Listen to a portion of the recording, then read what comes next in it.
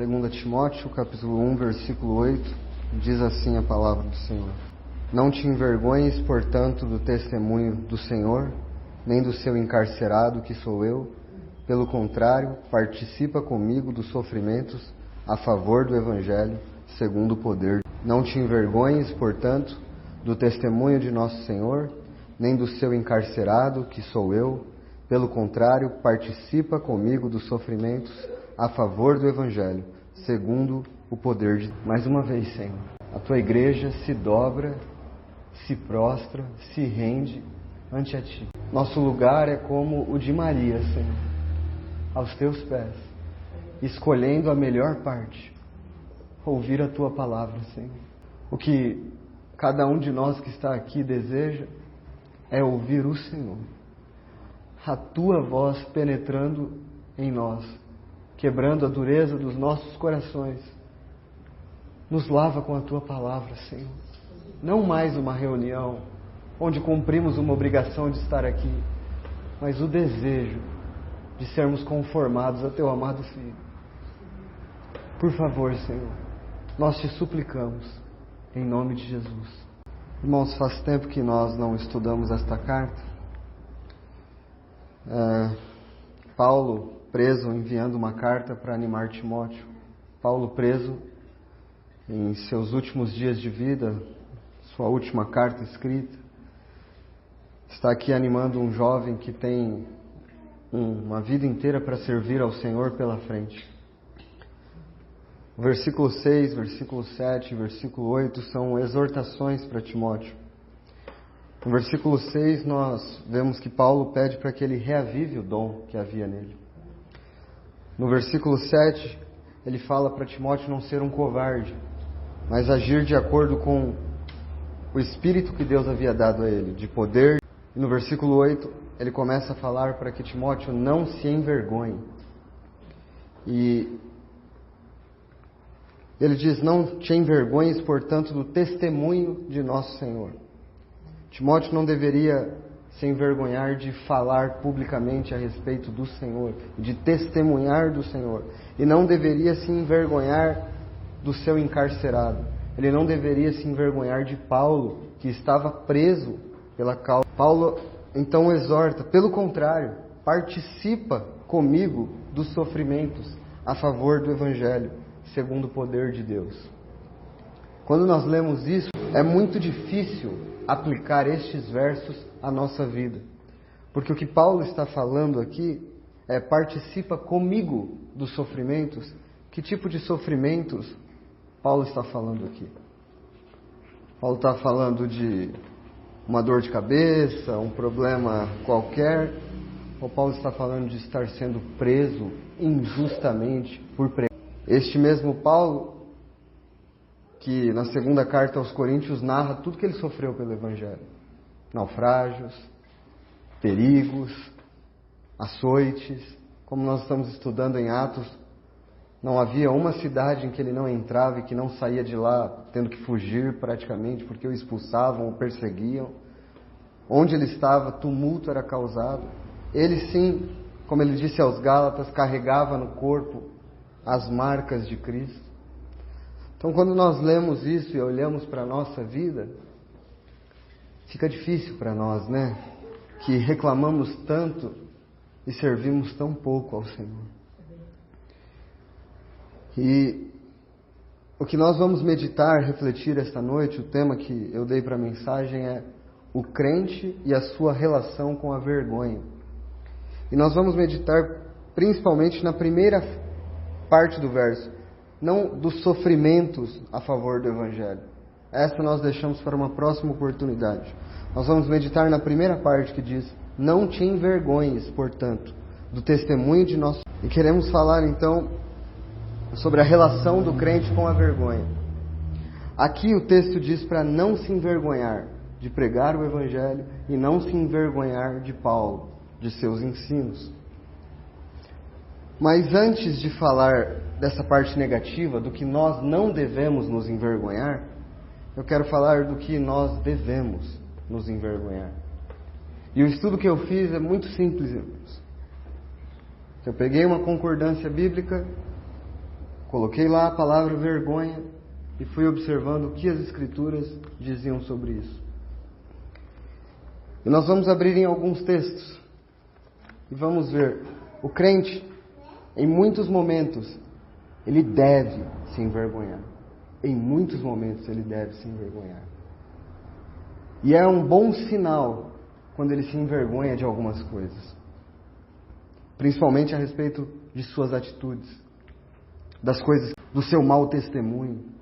Estas são coisas que os crentes devem se envergonhar. E um crente que não se envergonha de dar mau testemunho, um crente que não se envergonha de tratar mal a sua esposa, de ser um mau funcionário dentro de sua empresa, de ser um pai ausente, ou qualquer dessas coisas, ele não pode estar bem espiritualmente. Ele não pode estar, porque este é um sintoma de que o Espírito Santo habita nele. O Senhor mesmo é quem nos leva à vergonha. Como Daniel orou, a nós pertence o corar de vergonha. Eu gostaria de abrir com os irmãos em Provérbios, capítulo 14, versículo 30. Então nós estamos vendo a relação do crente com a vergonha e do que o crente deve se envergonhar. Provérbios 14, 34 diz assim: a justiça exalta as nações, mas o pecado é a vergonha, ou o opróbrio dos povos. Essa palavra poderia ser traduzida por vergonha. O pecado é a vergonha dos povos. Se há uma coisa da qual o crente deve se envergonhar, e se você se conhece um pouco, meu irmão, minha irmã, você não deve perder a capacidade de se envergonhar por isso. Você não deve perder a capacidade de se envergonhar pelos pensamentos maus que você tem. Você não pode perder isso. O pecado é a vergonha dos povos. Ele ofende ao Senhor. Você não pode se envergonhar, não pode deixar de se envergonhar e acostumar-se com irritação e ira sem se envergonhar. Você não pode acostumar-se a fofocar e falar mal da vida dos outros sem se envergonhar disso. Você não pode se acostumar e não sentir vergonha de ter pensamentos imorais. Você não pode deixar de se envergonhar quando olha para uma mulher de maneira desonrosa. Você não pode deixar de se envergonhar. Isso é pecado. E o pecado é a vergonha. Paulo está dizendo para Timóteo não se envergonhar do testemunho do Senhor. Mas há coisas sim que nós precisamos nos envergonhar. Você já sentiu vergonha por ter feito algo a alguém em que você não consegue? Você já sentiu isso? Quando você fez algo, você ama tanto aquela pessoa, mas você fez algo que você reconheceu e falou: meu Deus, como eu fiz isso? E você está até com vergonha de se aproximar daquela pessoa por causa do seu... Sim, o crente deve se relacionar com o pecado. Ele deve sentir uma dor profunda por ofender o seu Senhor. Claro está para nós, irmãos, que se pecarmos, nós temos um advogado fiel que nos perdoa nossos pecados. Cristo dá o perdão. Eu não estou falando de nós não termos o perdão. Eu estou falando de uma coisa antes, de nós sentirmos o peso e a vergonha das nossas atitudes. Às vezes, irmãos, nós nos acostumamos com as coisas e isso vai endurecendo os nossos... Nós acostumamos a viver relaxadamente para o Senhor. Nós nos acostumamos a abandonar a palavra do Senhor. Nós nos acostumamos a não assumir responsabilidades e compromissos. E não mais sentimos vergonha por isso. E se o Senhor, nesta noite, nos envergonhar, bendito seja o nome dEle. Porque é isso que Ele precisa fazer conosco. Nos levar ao pó. Este é o melhor lugar para nós, irmãos. Sempre foi e sempre será.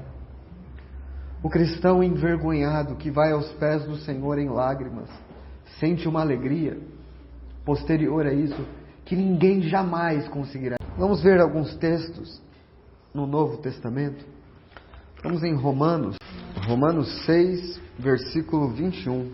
Vamos ler a partir do 20 para dar um contexto melhor. Romanos 6, 20.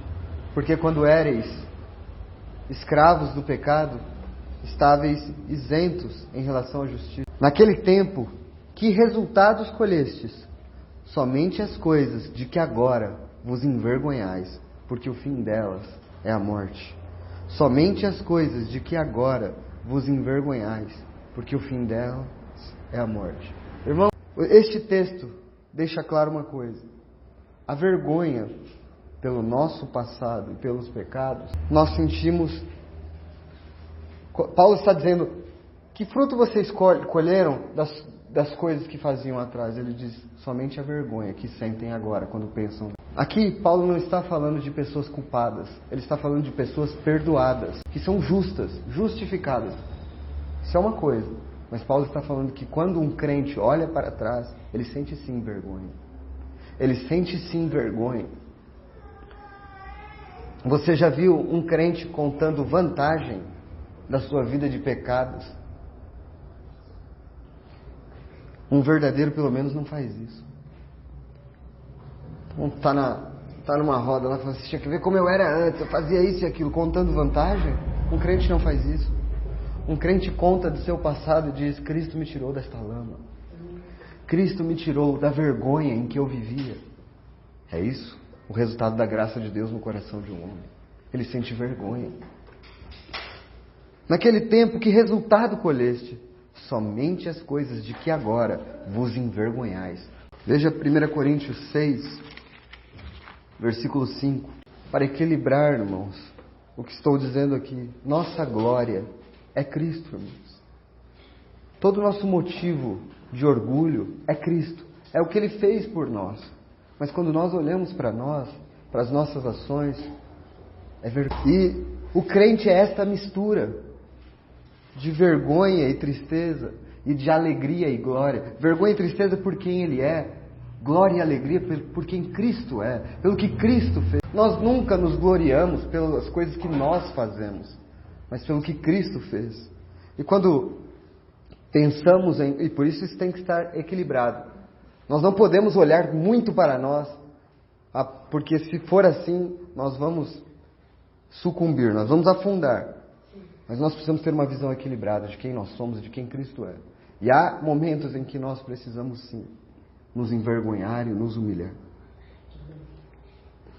Então, 1 Coríntios 6, versículo... Eu vou ler o contexto todo, irmãos. Do versículo 1. Aventura-se algum de vós, tendo questão contra outro, a submetê-lo a juízo perante os injustos e não perante os santos? Ou não sabeis que os santos hão de julgar o mundo? Ora, se o mundo deverá ser julgado por vós, sois acaso indignos de julgar coisas mínimas? Não sabeis que havemos de julgar os próprios anjos? Quanto mais as coisas desta vida.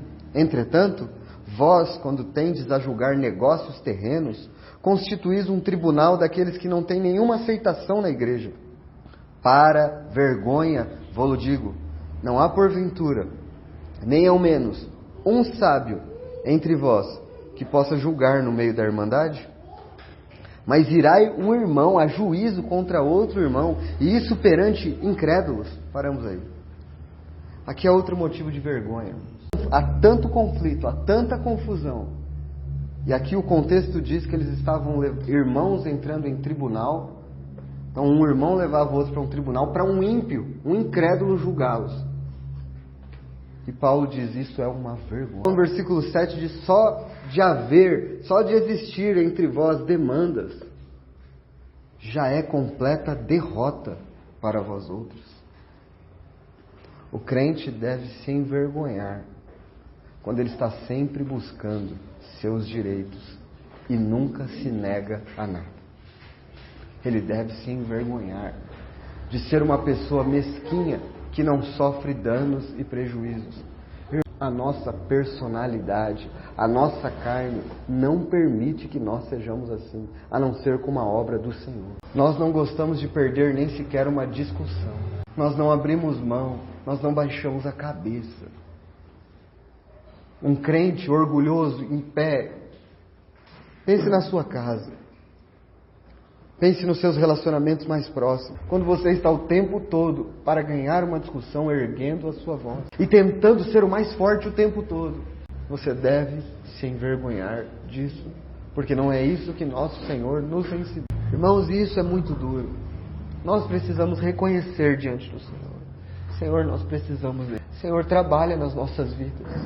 Trabalha, Senhor, para nós aprendermos de Ti, que é manso e humilde de coração. O crente não pode falar, esse é o meu jeito e pronto. Esta é a minha personalidade, é assim que eu sou. Se vira. Não, não é. Nós não fomos chamados para ser como somos. Nós somos chamados para ser como Cristo. E este é o trabalho do Espírito Santo, nos conformar a Jesus Cristo. Veja 1 Coríntios 15, versículo 34. Tornai-vos à sobriedade, como é justo, e não pequeis, porque alguns ainda não têm conhecimento de Deus. Isto digo, para vergonha vossa. Há duas possibilidades neste texto, irmãos. Ou Paulo estava falando que na igreja de Coríntios havia incrédulos, e que esses não tinham conhecimento de Deus, isso era uma vergonha, que dentro da igreja existissem esses incrédulos e fossem aceitos. Ou ele estava dizendo de crentes, mas de crentes tão sem vergonha, crentes tão baixo nível, que não conheciam a Deus e que não sentiam vergonha por isso. Conhecer a Deus, nós devemos crescer no conhecimento de nosso Senhor. E isso advém de uma fome, um desejo por Sua palavra, de conhecê-lo. O crente que não deseja conhecer mais a Deus deve sentir vergonha disso. O crente que perde as oportunidades da meditação na palavra, do reunir como igreja, deve sentir vergonha disso. Efésios 5:12. Vamos ler a partir do versículo 8, para pegarmos um contexto maior. Pois outrora erais trevas, porém agora sois luz no Senhor. Andai como filhos da luz. Porque o fruto da luz consiste em toda bondade, justiça e verdade, provando sempre o que é agradável ao Senhor. E não sejais cúmplices nas obras infrutíferas das trevas, antes, porém, reprovai-as. Porque o que eles fazem em oculto, o só referir é vergonha. Aqui Paulo fala para nós termos cuidado com as nossas companhias e com quem andamos. Não sejais cúmplices nas obras infrutíferas. E vou dar exemplos bem práticos. Nós estamos no nosso ambiente de trabalho. Normalmente este ambiente é rodeado de incrédulos, é assim que é. E as conversas neste ambiente, as piadinhas que são feitas neste ambiente, as coisas que são referidas neste ambiente, quando o crente dá aval a isso, ele ri junto, ele participa disso. Isto é uma vergonha. Isto é um mau testemunho. E nós devemos nos envergonhar disso. O que eles fazem em oculto, o só referir é vergonha. Irmãos, esta é a primeira parte da mensagem do que o crente deve se envergonhar. Eu dei alguns exemplos, mas enquanto eu falava, eu espero que o Espírito Santo de Deus tenha falado aos seus corações sobre as coisas práticas da sua vida, da qual você deve se envergonhar. Das quais você deve se envergonhar. No seu dia a dia. As coisas que você tem feito e tem achado normal, mas que deveriam ser para você. E isso, irmãos, que é dito, e essa exortação que é feita, é para que nós agrademos ao Senhor. É para que nós agrademos a Ele. Porque o Espírito que habita em nós tem fortes ciúmes. Nós podemos entristecer o Espírito Santo com as nossas atitudes. Este habitante santo que está em nós. Um crente que está sensível. Ele sente vergonha rápido e se arrepende rápido. Que o Senhor nos dê a graça, irmãos, de nos arrependermos rápido de nossos pecados.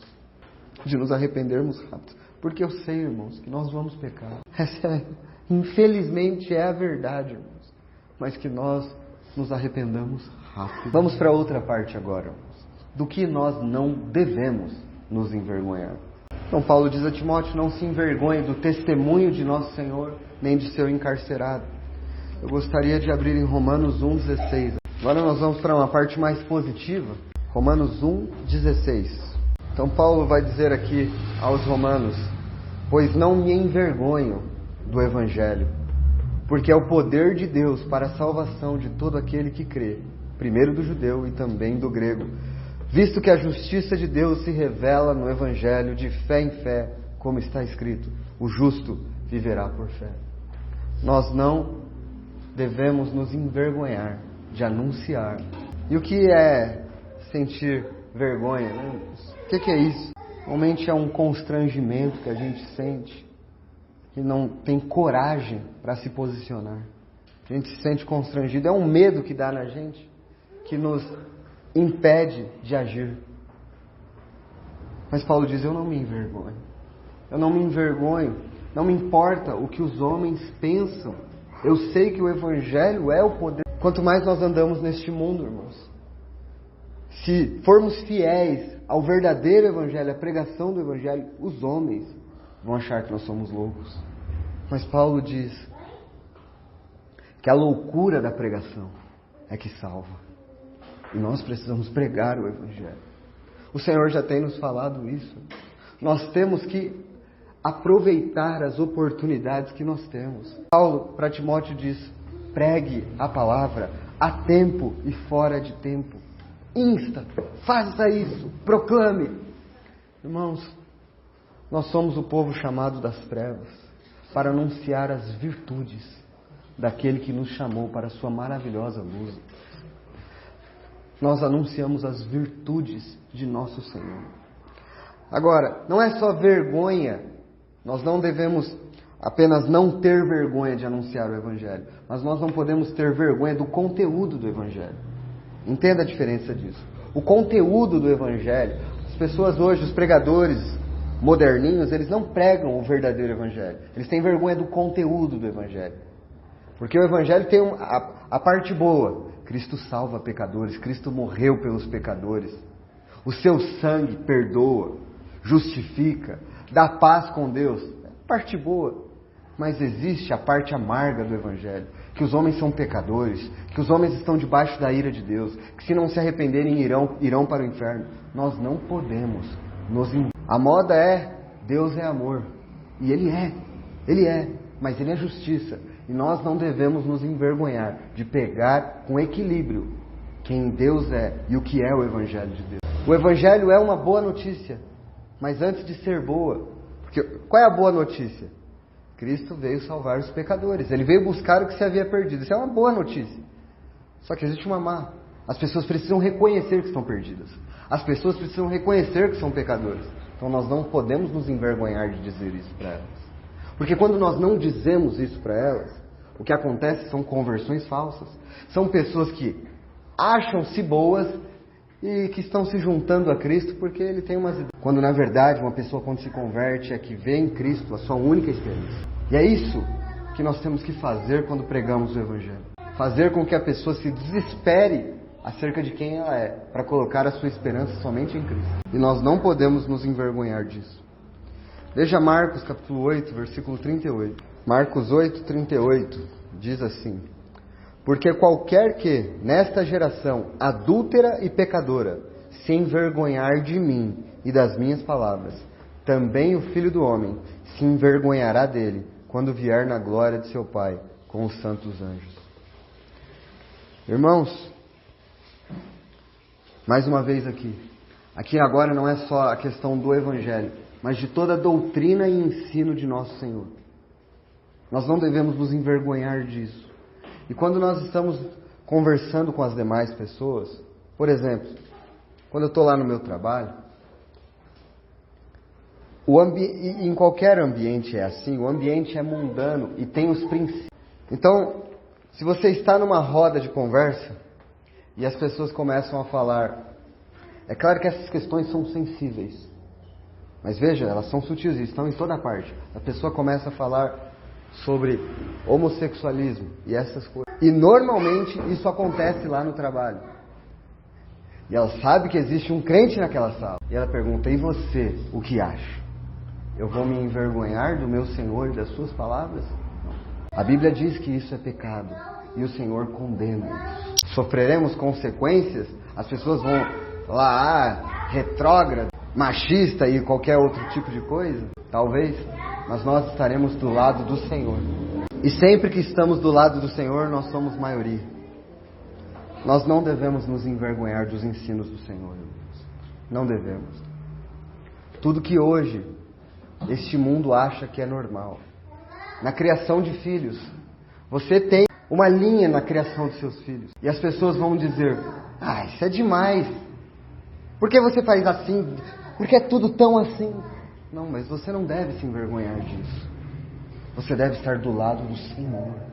Não se envergonhar por não permitir certas coisas a seus filhos. Não se envergonhar disso. E isso para todas as áreas. Não se envergonhar dos ensinos. O Senhor diz, se envergonhar de mim e das minhas palavras. Nós não podemos. Nós não podemos. 1 Pedro 4,16. Vamos a partir do 14, irmãos. Se pelo nome de Cristo sois injuriados, bem-aventurados sois, porque sobre vós repousa o Espírito da glória e de Deus. Não sofra, porém, nenhum de vós como assassino, ladrão, malfeitor, ou como quem se intromete em negócios alheios. Mas se sofrer como cristão, não se envergonhe disso. Antes, glorifique a Deus.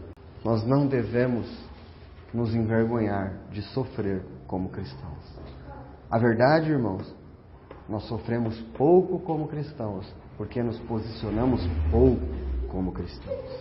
É como John Wesley cavalgando e perguntando, meu Deus, ninguém me deu uma pedrada hoje. Ninguém atirou uma pedra sobre mim, eu estou fazendo alguma coisa errada. Aí um cidadão foi lá e tacou uma pedra nele. Ele falou, Senhor, está tudo certo. Eu estou andando no caminho do Senhor. Porque este mundo não pode estar em acordo conosco. Em alguns momentos, o crente tem que chegar no ambiente e pelo seu testemunho, por quem ele é, as pessoas até sentirem vergonha de falar em determinadas coisas. Ele está aqui. Vamos mudar de assunto, que ele não gosta disso. Mas quando um crente chega e ele ri junto e conversa junto, sabe qual é a diferença? O crente ali. Onde está o Espírito de Deus ali? Mas se sofrer como cristão, não se envergonhe disso. E é exatamente isso que Paulo estava dizendo a Timóteo. Não se envergonhe do testemunho do Senhor, nem do seu encarcerado. Porque Paulo estava sofrendo como um cristão.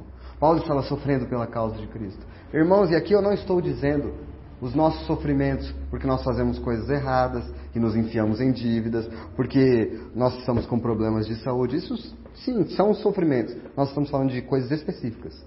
Nós estamos falando de sofrer como cristão.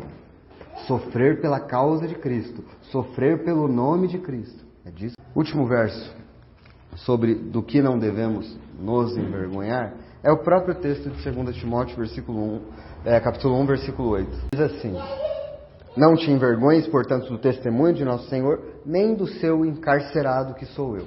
É dessa parte que eu quero falar. Nem do seu encarcerado que sou eu. Nós não devemos nos envergonhar de Paulo. De Paulo, irmão? Por que nós nos envergonharíamos de Paulo? A cristandade tem muita vergonha de Paulo. Muita. Ela diz que Paulo é machista. Tem muita vergonha do ensino de Paulo. Ela tem vergonha porque Paulo escreveu que as mulheres devem ficar em silêncio nas igrejas. As pessoas têm vergonha de Paulo porque Paulo diz que as mulheres devem usar um sinal de autoridade sobre a cabeça, o véu, por causa dos anjos, por causa da ordem de Deus. E por causa do feminismo e da cultura dos nossos dias, Paulo não tem vez. Como assim? Não é isso que o mundo prega o tempo todo?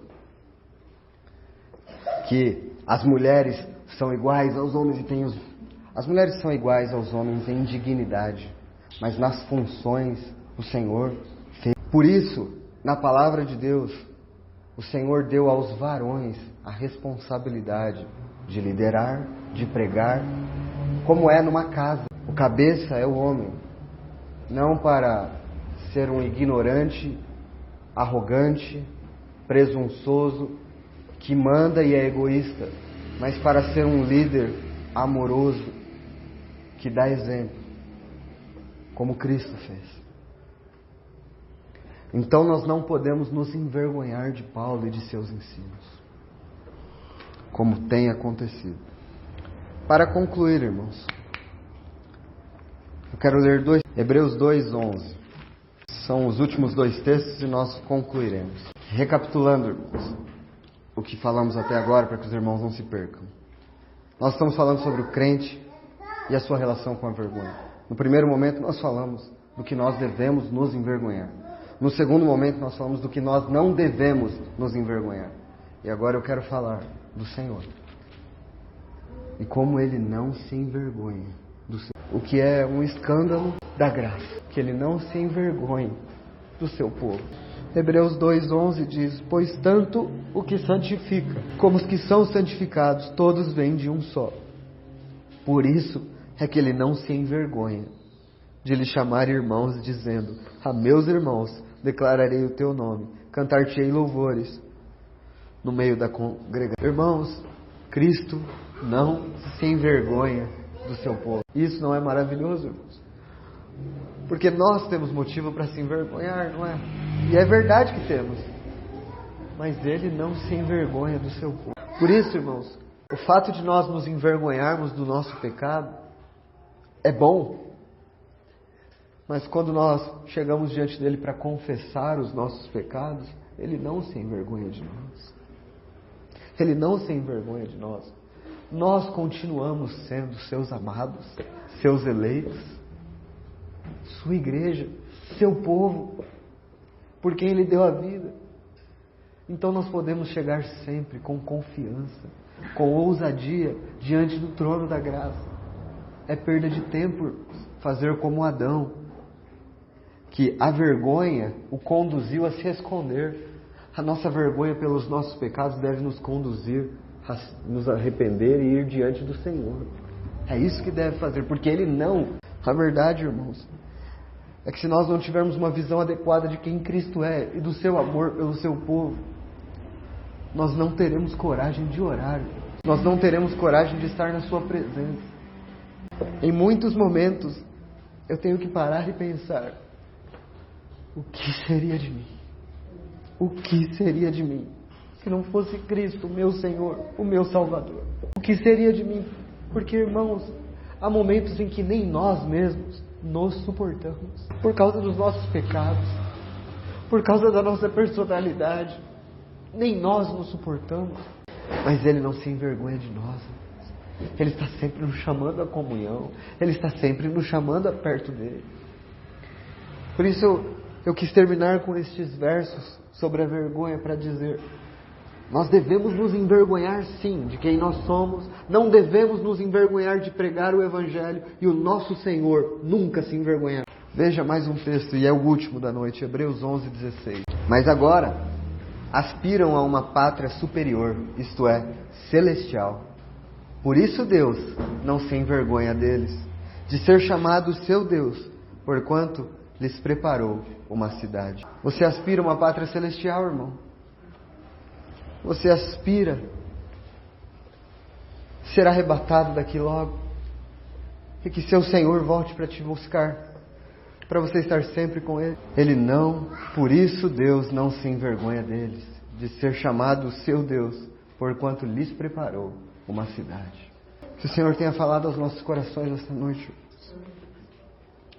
em todos os pontos. O que nós devemos nos envergonhar, do que não devemos nos envergonhar, e de que Deus e nosso Senhor Jesus Cristo não se envergonham. O Senhor nos abençoe.